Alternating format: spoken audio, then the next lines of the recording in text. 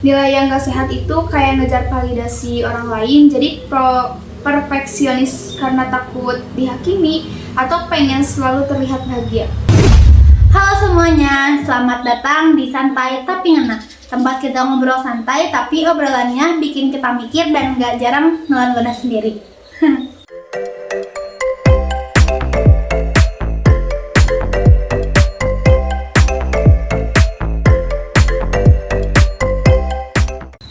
Gimana kabarnya? Lagi di jalan? Lagi ngopi? Atau justru lagi ngerjain tugas yang gak kelar-kelar? Apapun itu, semoga kalian tetap sehat, waras, dan punya tenaga untuk menjalani hidup yang kadang amburadul ini. Hari ini aku nggak sendirian nih, karena kita bakal ngobrolin satu buku yang sempat jadi bahan obrolan banyak orang. Judulnya Sebuah Seni Dalam Bersikap Bodo Amat, karya Mark Manson.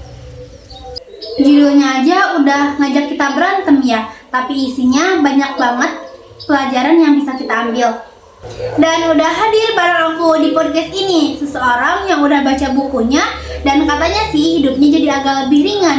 Kita sambut Listi. Halo Listi, apa kabar? Halo Tresna. Hai.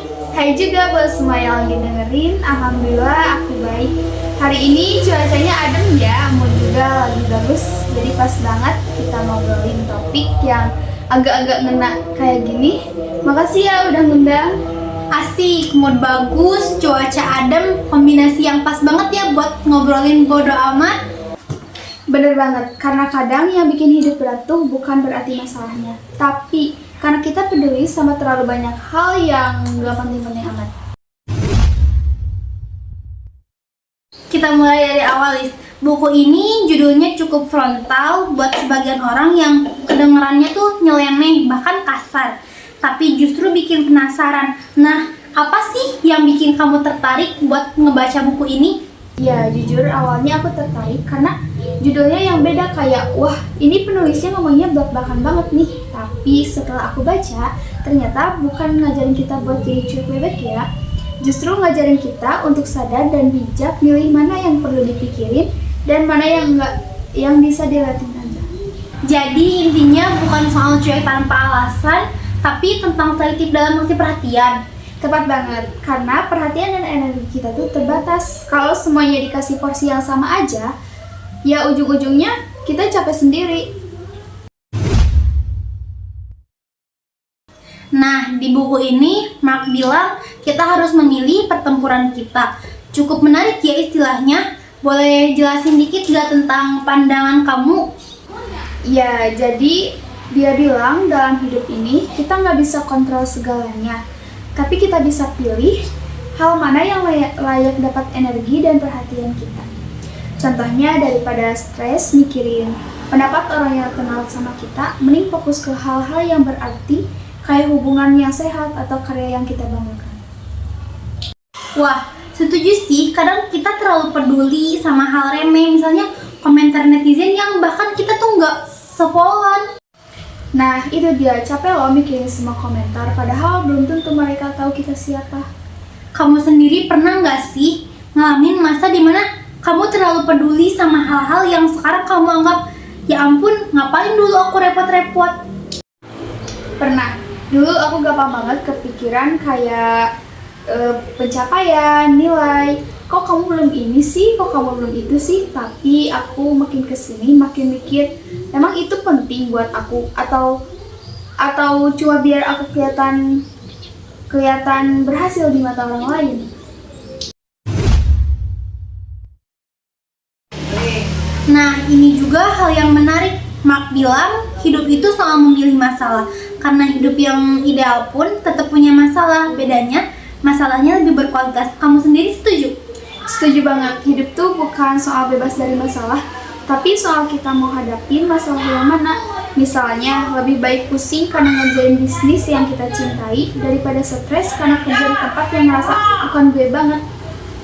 Keren, jadi masalah itu nggak perlu dihindari tapi dipilih ya? Ya, dan saat kita sadar, kita milih masalah itu sendiri, kita juga lebih tangguh menjalaninya. Kamu pernah nggak sih ngalamin kegagalan yang ternyata jadi pelajaran paling berharga buat kamu? pernah banget.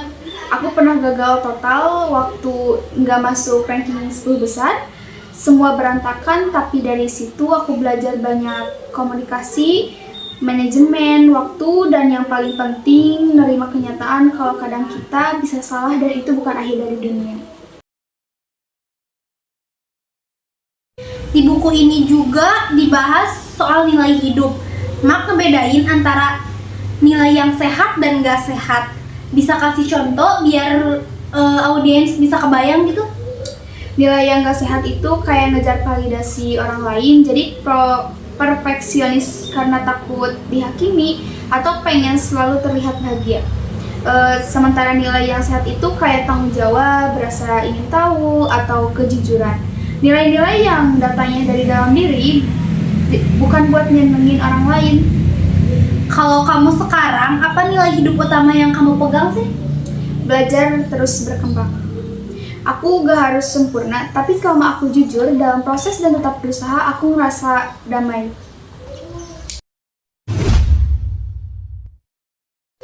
Dari semua yang kamu dapat dari buku ini, apa sih hal yang paling ngaruh di kehidupan kamu?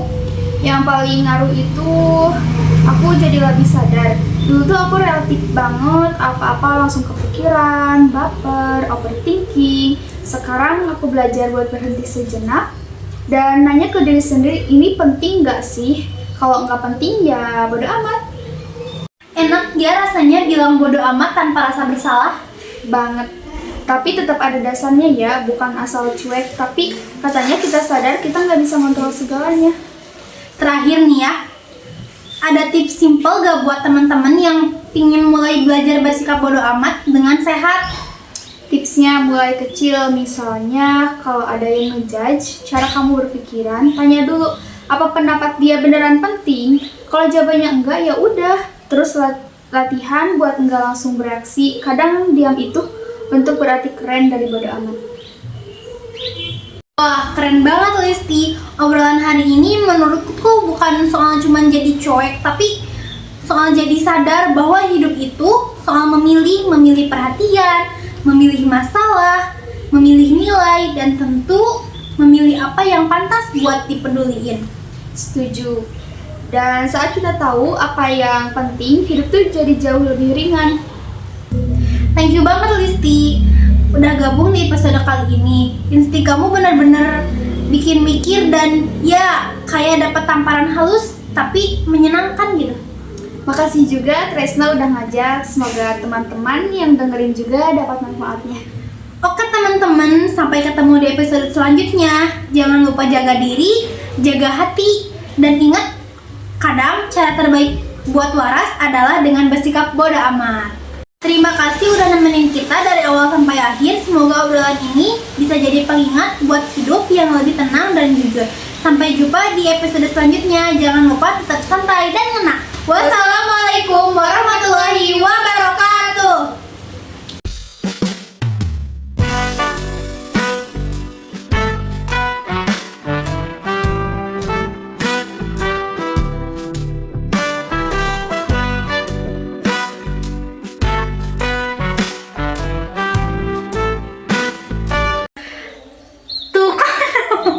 Selamat datang sok, aina terakhir lah. Ya, jujurnya. Iya jujur awalnya. Tak